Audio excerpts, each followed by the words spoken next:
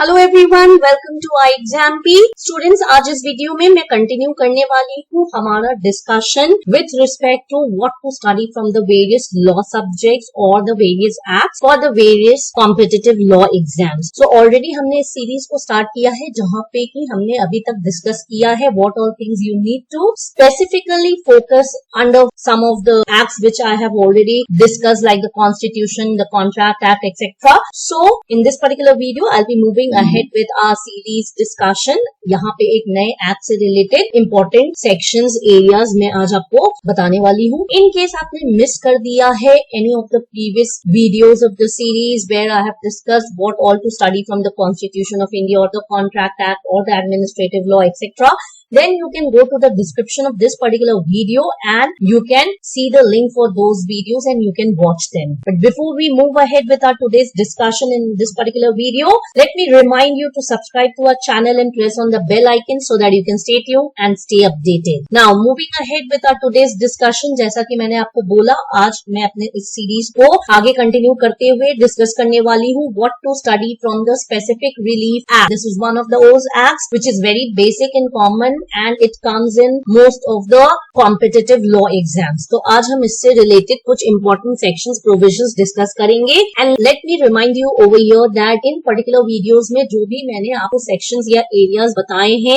they are very important from the exam point of view. That to repeat myself again, that the chances of the questions coming from those areas is more in comparison to the other areas, so you need to specifically focus on them. Now moving ahead with our specific relief act discussion, तो जैसा कि मैं पहले एक overview और what the act is all about discuss करती हूँ, so will be going ahead with that with respect to specific relief act. And specific relief act जैसा कि नेम ही आपको बता रहा है, that is basically one of the laws which is basic providing the various provisions with respect to specific relief और you can say with respect to the granting of the specific performance, और it is an equitable remedy which the court basically grants for the very enforcement of the contractual obligations. Again it is a legal framework आप कह सकते हो forward for the enforcement of जो भी specific rights and obligations हैं जो एक contract जब पार्टीज एंटर करते हैं और उसमें जो राइट्स एंड ऑब्लिगेशंस अराइज होते हैं, it is a law which is providing a framework with respect to the enforcement of those specific rights and obligations under the contract. So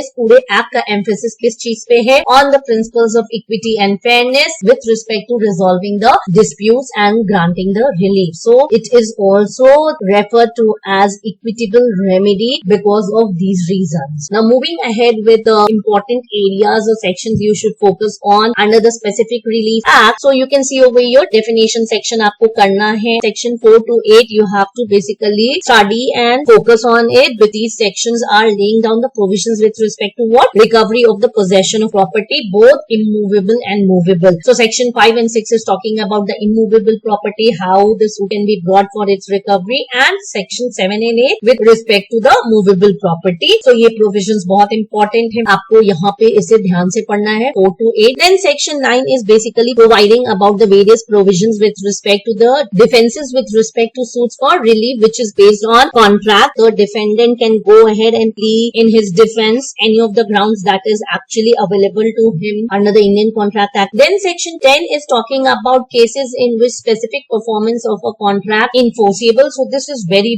important section with respect to the various sections we are looking on to कि कौन-कौन से important है, ये बहुत ही ज्यादा जरूरी है and ये दो एंगल से जरूरी है because the provisions which are here are very important and secondly there was an amendment through which this section 10 was amended. So from that point of view also this particular section is very important and it is providing the various contracts which can be enforced by the courts. Then we can see section 11 and 12. तो 11 and 12 basically किन चीजों के बारे में mention करता है? 11 is talking about cases in which specific performance of the contract that is related to the trust when those can be enforceable. Then so section 12 is talking about the specific performance of part of the contract. Then 11 and 12 के बाद आपका section 14 और 14A important है and section 14 basically lay down करता है वो सारे contracts कौन से हैं जो कि specifically enforceable नहीं होंगे. So contracts not specifically enforceable is what section 14 is laying down the provisions with respect to. And 14A जो है provide कर रहा है कि कोर्ट के पास पावर है कि वो engage कर सकते हैं expert and all if needed. 15 and 16 again very important है because it is talking about who may go ahead and obtain specific performance, and 16 is talking about personal bar to relieve, that is who cannot go ahead and obtain specific performance. So who can obtain and who cannot obtain, both these sections are very important. तो इसको again आपको समझना है अच्छी तरीके से,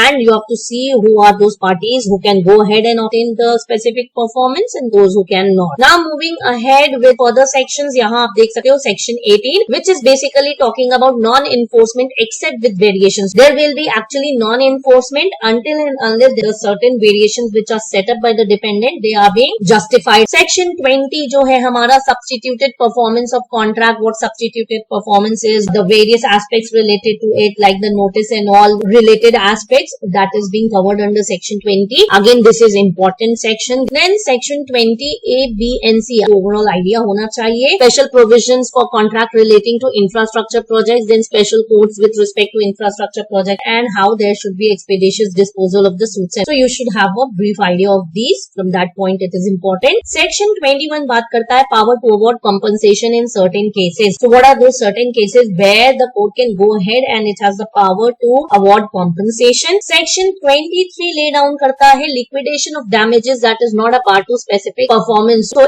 in case the parties they have actually decided the liquidated damages, still the court can actually go ahead and grant specific performance. उससे related provisions यहाँ cover किया गया है. Section 26 basically lay down करता है provisions की when the instruments they can be actually rectified. 27 में basically when recession that can be adjudged or refused. So recession जो है basically the unmaking of the contract, when that can be actually adjudged or it can be refused by the court. इससे related provision section 27 में है. ये भी important section है. 31 basically lay down करता है कि when cancellation may be ordered. So cancellation of the instruments, when court can go ahead and order that. Cancellation and recession are important. Then section 34 and 35 basically lay down करता है provisions with respect to कि court के पास discretionary power है that it can go ahead and declare status or right and what will be the effect of that particular declaration. So it is talking about what discretion of the court as to declaration of status or right and its effect. Further आप देख सकते हो section 36 and 37 they are talking about the preventive relief, how they are being granted to the parties or what are the preventive reliefs basically. So temporary and perpetual injunctions are the various types of preventive relief which can be granted by the courts to the parties. So ये बहुत important है. What is preventive relief, how it can be granted, what is temporary injunction, what is perpetual injunction, ये सारे concepts की understanding आपको और इनसे related provisions जो भी है आपको पता होना चाहिए. Section 38 और 39 आप देख सकते हो. Again it is talking about perpetual injunction when it can be granted or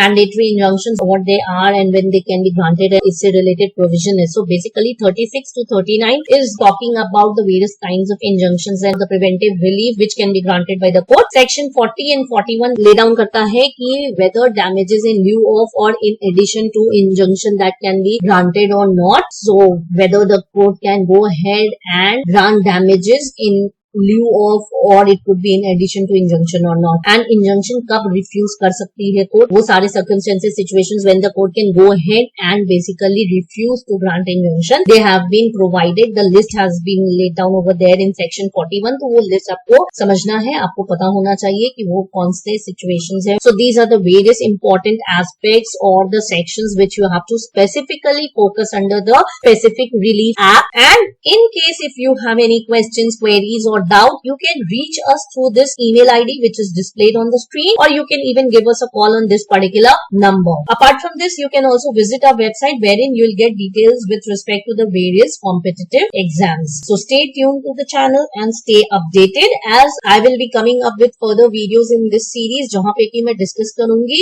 बाकी सारे acts से related important provisions, important sections जो कि हमें अच्छे से पढ़ना होगा for the various competitive law exams. So stay tuned and stay updated.